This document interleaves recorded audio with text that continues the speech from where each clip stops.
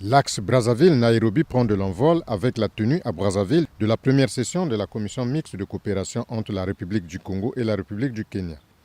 Une rencontre qui vient de mettre en place les fondements d'une coopération bilatérale durable avec à la clé la signature imminente de plusieurs accords de coopération bilatérale dans des domaines variés, en l'occurrence ceux de l'agriculture et élevage, de l'économie forestière, du tourisme, des finances et du commerce, des hydrocarbures, des transports et de l'environnement.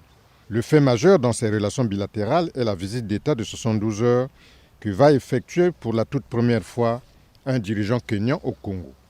En effet, William Ruto, 5e président de l'histoire du Kenya indépendant, investi le 13 septembre 2022, arrive à Brazzaville pour matérialiser sa volonté de redynamiser les relations diplomatiques entre le Congo et le Kenya. Volonté exprimée à Nairobi le 14 septembre 2022 au président Denis Sassou Nguesso lors de sa visite de travail en terre kenyane. En 2018, alors vice-président de la République du Kenya, William Ruto avait effectué un séjour de travail au Congo.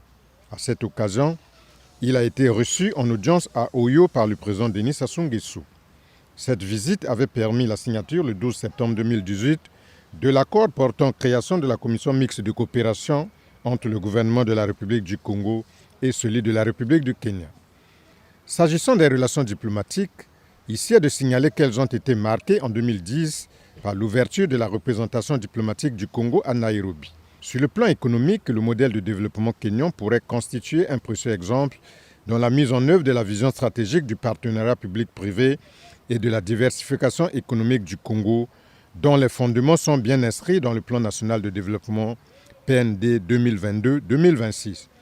En effet, le Kenya tire ses principaux revenus de l'agriculture, avec notamment les cultures du thé, de la canne à sucre et du maïs. Ce pays occupe le 3e rang mondial de production de thé après l'Inde et la Chine.